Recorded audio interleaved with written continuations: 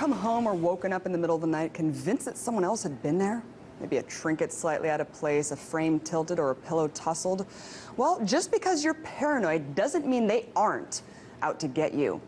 In fact, hundreds of times every year, teams from the FBI sneak into houses and office buildings to plant bugs completely undetected. They're called Tactical Operations Teams, or TACT Ops, and their methodology is extensively outlined in the book The Secrets of the FBI, written by Ronald Kessler. Well, a while back, I happened to hear Kessler on NPR describing the lengths the FBI will go to break in and gather information on the DL. The broadcast was so disturbing and eerie to me that I just had to share it with you guys. So, these FBI TACT op teams consist of 10 people at a time who spent their entire careers fine-tuning a skill of being government-sponsored cat burglars and eavesdroppers. Now, 10 people seems like a lot to bug a house, but according to Kessler, the planning is so intense that it takes 10 weeks to prepare each break-in. Take a listen. They each have a specialty. One will just watch to see if anybody's coming once they're in. One will take photographs of what the premises is like when they go in. If they have to move a chair, let's say, they put a tape where the chair was and then they move it back. If they have to disturb, let's say, something on a desk and there's some dust on the desk, well, they bring their own dust to replace the dust that had been moved. And they bring along a vacuum cleaner, very small, very powerful, to sweep up any sawdust. Let's say if they have to put a bug in a wall and do some drilling. They have a special algorithm to match the paint on the wall in case they have to cut through the wall. Wow, paint algorithms and fake dust. These people have really thought of everything. And guess what they do if the person at home has pets? Well, they tranquilize them, of course. Yep. They actually consult with veterinarians with photos of the pet to get a precise assessment of the appropriate dosage. But don't worry, they also have a wake-up drug to make sure the pet's alert and normal acting when the owner comes back, so there's no suspicion. Okay, so inside the house seems to be planned to a T. But how does a team this big enter a home undetected from neighbors and onlookers? Well, Kessler explains that these TACT op teams actually take a high-resolution photo of the house through their premeditated surveillance operation and blow up a replica as big as the house to display as a giant phony picture front to the real house. Then they go behind the giant tarp and pick the locks from there. They also do it at night most of the time, so it's even harder to detect. Also, they're known to create fake bushes to hide behind. I know, guys, it sounds absurd, but I'm not making this up. So, if all the grounds are covered at the house, then there's still the possibility of people coming back to the house early or unexpectedly. And then when it comes to watching the people who might come back, they're called key holders, people who might have keys to the premises. They will watch them on the night of the break-in. If any of them start to come back, they will divert them. They'll either have a police officer stop them, or they will stage a phony traffic accident, or they'll open a fire hydrant in the area so they can't come back. Anything to prevent them from coming back. Stage a phony traffic accident? Burst a fire hydrant open? Guys, this is some crazy-ish. I can't believe the insane lengths that this agency goes through to make sure you're never the wiser that 10 people search through the most intimate details of your life.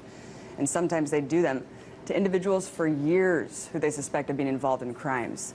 But even if you don't think your house could ever be broken into by the fuzz without you ever knowing, you have to consider that in all reality, surveillance can be done just as easily through the ubiquity of our household devices that are connected to the internet. From your smartphone to your PlayStation or your smart meter or Apple TV or even your dishwasher, all of your personal home data is up for grabs. And those legal limitations that once prevented this sort of spying have never been made easier through loopholes in FISA, the Foreign Intelligence Surveillance Act, and the Patriot Act. So look, guys, don't worry about anything I just said. I'm sure that the next time you reach for your remote and it's an inch farther than you remember leaving it, it's all in your head.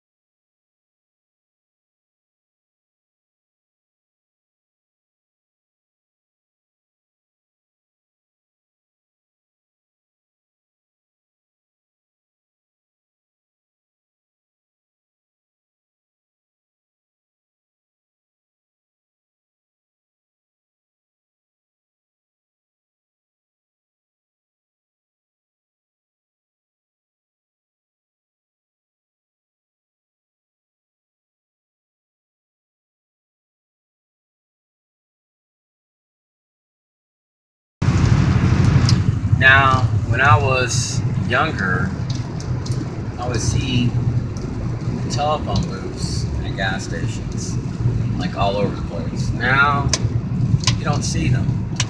Most Americans don't even have a landline, they just use a cell phone. And your cell phone is a tracking device. When I had got my cell phone, the provider actually told me that we're going to share your information with like businesses, whatever it could be, police, fire, EMS. It's just part of the contract. It's a normal thing. So I have a video. I think it's called like Americans Offered Free Security Cameras. I started receiving these phone calls. It was like every day, hey, get a free security camera where fire, EMS, and police, they can watch your house and watch you, make sure you're okay. So I started talking to neighbors. I said, you know, are you guys getting the same type of calls from solicitors? And they're like, nah, we're not getting them. So, isn't that something that I've been complaining about fire, EMS, police in the past? Now it's not happening as much. It's really toned down. But isn't that something that there are actually confirmed, verified reports you can find from different news stations where people have been offered free security cameras so they can be spied upon. And these security cameras are used to actually spy not just on you, but your fellow neighbors. So we have TVs, we have built-in cameras, our computers, phones, neighbors, even light poles outside your house. There was one city that I guess they were complaining about it, and the FBI wanted it to be kept hush-hush. They had put little cameras on top of the street poles. It'd be interesting to tap into the line to see who exactly they're watching. I had one placed in front of my apartment. Of course, I'm not going to do that because it's illegal, but I find it interesting to know that our system is interested in just, you know, what you're doing. It's like on Facebook, you know, it's nothing but a CIA tool. The FBI, different agencies used, NSA. And when we look at the contracts that Department of Defense has with like Google, we see that it's not just, you know, $1 or $2 million. It's a lot of money. And that means that these people in these different agencies connected to them perhaps have access to like maybe these companies' databases and our information. And anytime they can just access our accounts, delete, tamper our websites, give us a hard time. And I've listened to like ex-NSA whistleblowers. I've given them my information. I've shared my files. So I'm hoping that if they watch my YouTube videos, they will see that I'm being sincere and that I am a targeted individual and that I have been harassed state by state.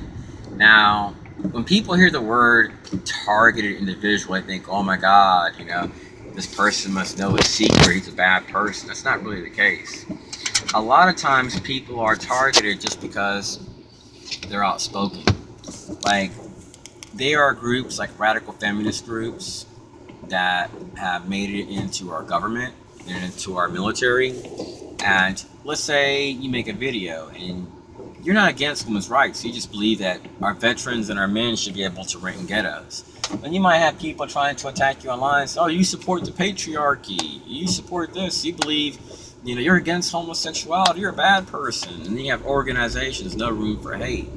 You know, they take it as you're a hateful person when really you're not. It's like our lieutenant governor. He's been like placed online like on a site called the Southern Poverty Law Center here in Texas. They had I guess their main center, I think it's like in Birmingham. They placed him on their website as like a bad person, and he's part of a hate group because he supports family values, you know. But then when you call these people, the SPLC. It's like everyone that answers the phone sounds like a man that's been raped or something, that's been demasculinized. So depending on what you speak about, you can be targeted, because you have people that they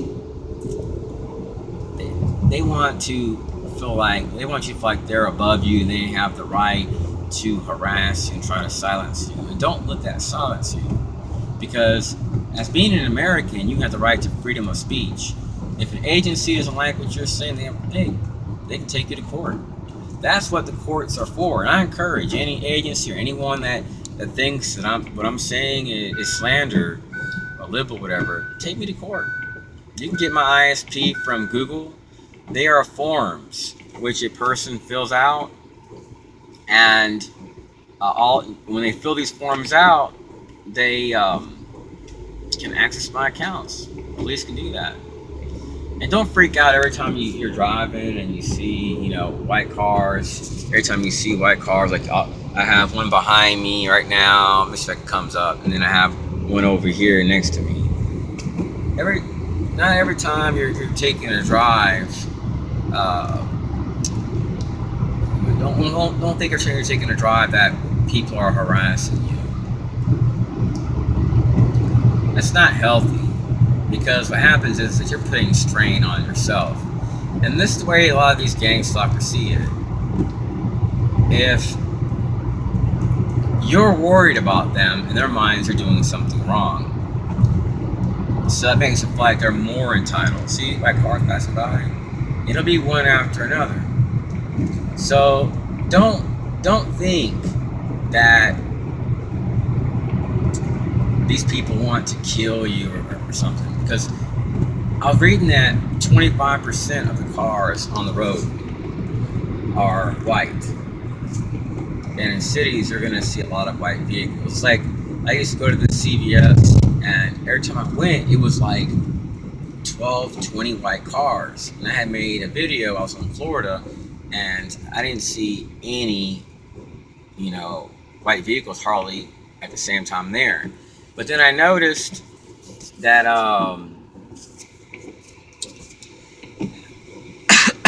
when I came here, it was like always a lot of white vehicles.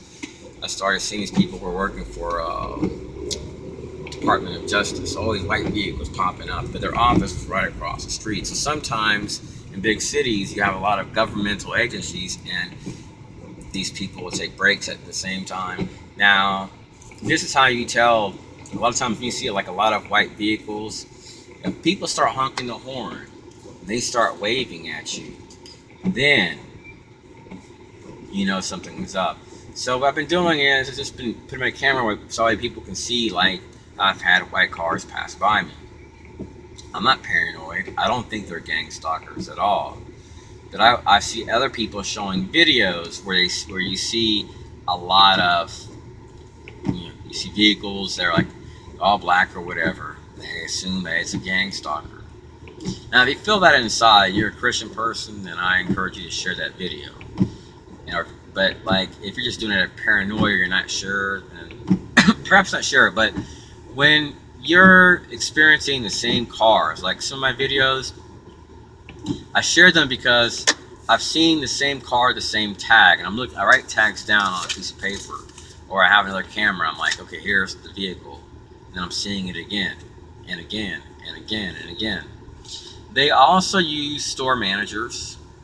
They use like HEB, or a good company, but they have community engagement agreements with like local police and fusion centers, realtors. So your information a lot of times is being shared with a fusion center. Now, when we look at the word fusion, look it up in their dictionary. So when we see fusion centers, we see all these different agencies wanting to get together, having like this strong bond, this strong pact.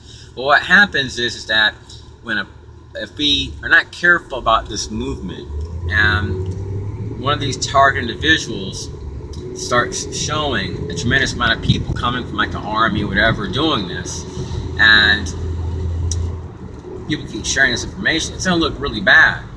So we have these groups like the American Legion. They're a good group.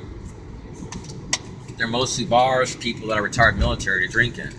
So we're sharing information with different groups. Now, how is it going to look to America if they were to see someone being followed and harassed by people in the army? They're gonna look down on it. They're not gonna look bad, think bad about the whole army, but they're gonna frown upon that activity.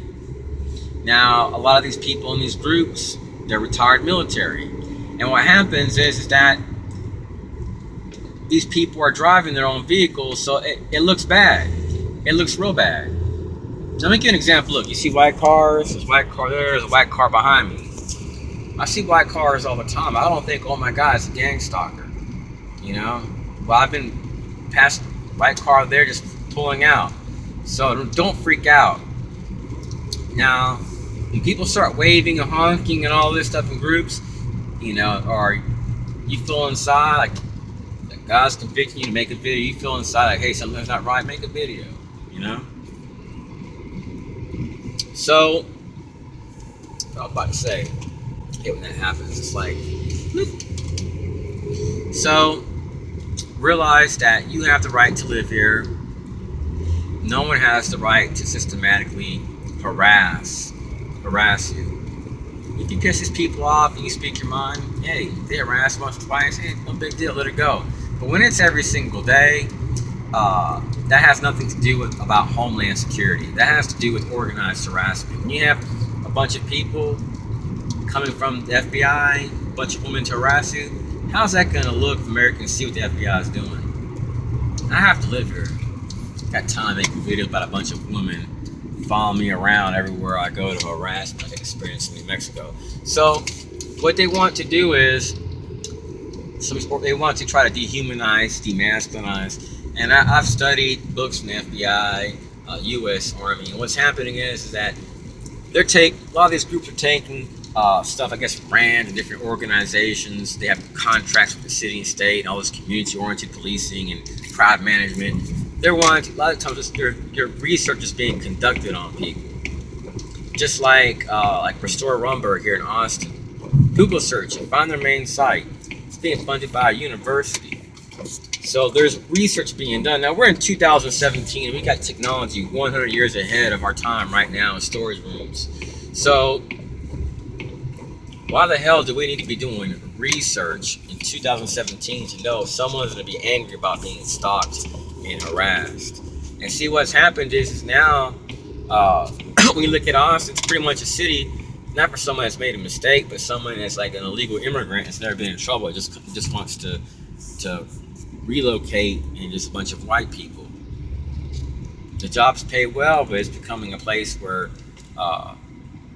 typical average American can't just come here and say, hey, you know, I want to rent and date. It's not like that. So that's pretty much it. I'm at my destination. Anyways, stay strong.